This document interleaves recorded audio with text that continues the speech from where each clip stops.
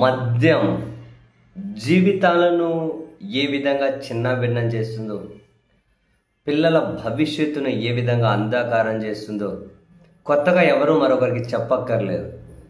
బాధ్యత గల వాళ్ళు దీన్ని కంట్రోల్ చేయాల్సిన చోట ఎలాంటి ప్రమోషన్లు చేసి పెట్టరేగిపోయేలా చేస్తున్నారో రోజు మనం చూస్తూనే ఉన్నాం.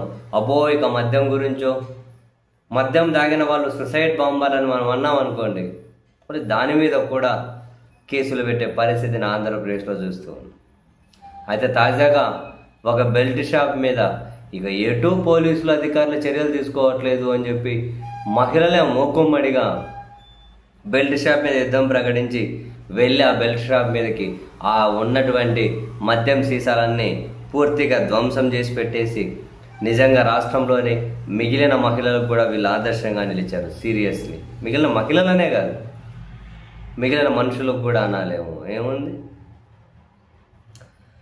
ఇది ప్రధానమైన వార్త అయింది దాదాపు అన్ని పత్రికల్లోనూ. బెల్ట్ షాపులకు వ్యతిరేకంగా మహిళలు సోమవారం రాత్రి ఉద్యమించారు. ర్యాలీగా వెళ్ళి బాపట్ల జిల్లా పంగులూరు మండలం కోటపాడు గ్రామంలోని బెల్ట్ షాపులపై దాడి చేశారు. అక్రమంగా దాచిన మద్యం సీసాలను బయటకు తీసుకొచ్చి వీధిలో తగలబెట్టారు.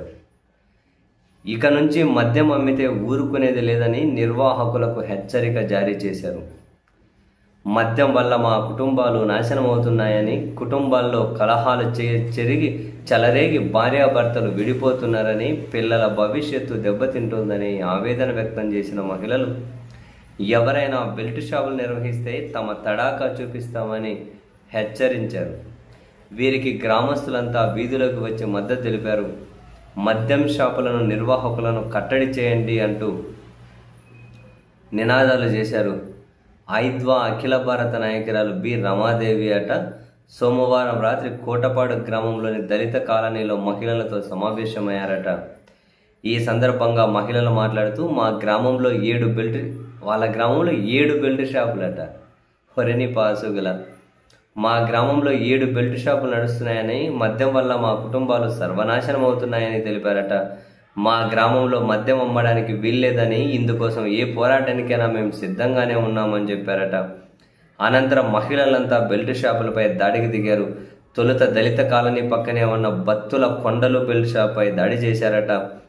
మద్యం సీసాల కోసం వెతికారట. ముందుగానే సమాచారం అందుకున్న కొండలు వాటిని వేరే చోటికి పంపాడని తెలుసుకొని మహిళలు అక్కడి నుంచి ఇంకో బెల్ట్ షాప్ వద్దకు వెళ్ళారు. ఆడెవరో గోవిందమ్మట, ఆమెతో మాట్లాడారు.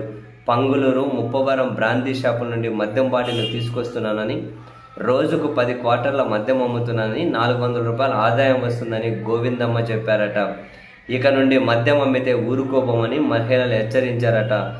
ఆ తర్వాత గ్రంథి రామారావు, గ్రంథి మహాలక్ష్మి బెల్ట్ షాపులపై దాడి చేశారట. ఈ సందర్భంగా బెల్ట్ షాపు నిర్వాహకులకు వారికి మధ్య వాగ్వివాదం చోటు చేసుకుందట. మహిళలు వారి ఇంట్లోకి వెళ్ళి దాచిపెట్టిన మద్యం సీసాలను, గ్లాసులను, ఖాళీ మద్యం సీసాలను బయటకు తీసుకొచ్చి దగ్ధం చేశారట. ఈ సందర్భంగా మద్యం వల్ల అనేక కుటుంబాలు సర్వనాశనం అవుతున్న, ప్రభుత్వానికి ఆదాయం వస్తుందని మద్యం అమ్మకాలను ప్రోత్సహిస్తున్నారని, మద్యం షాపుల్లో ఎమ్మెల్యేలకు కూడా వాటాలున్నాయని మహిళలు మాట్లాడారట. రోజంతా కష్టపడి సంపాదించిన డబ్బులను కొందరు మద్యానికి ఖర్చు పెడుతున్నారని, అటువంటి వారి కుటుంబాలు ఆర్థికంగా చితికిపోతున్నాయని తెలిపారట. గంజాయిని నిలువరించేందుకు నెల్లూరు జిల్లాలో పోరాడుతున్న పెంచలయ్యను గంజాయి ముఠా దారుణంగా హత్య చేసిందని, దానిపై ఇంతవరకు ప్రభుత్వం ఎలాంటి చర్య తీసుకోలేదని అన్నారట. మద్యానికి, బెల్ట్ షాపులకు వ్యతిరేకంగా మహిళలంతా ఐక్యంగా ఉద్యమించాలని కోరారట. మంచి పని చేశారు యాక్చువల్గా మహిళలు అయితే, సీరియస్లీ. మరికొందరికి ఆదర్శంగా కూడా నిలిచారు. ఎన్ని బెల్ట్ షాపులు చూడండి, పేర్లతో సహా రాసుకుంటూ వచ్చారు. 7 బెల్ట్ షాపులట ఒక గ్రామంలో, పేర్లతో సహా. ఈ ప్రజాశక్తి పేపర్ అయితే పేర్లతో సహా రాసుకుంటూ వచ్చారు. అన్ని పత్రికలను ఈ వార్త క్యారీ అయింది.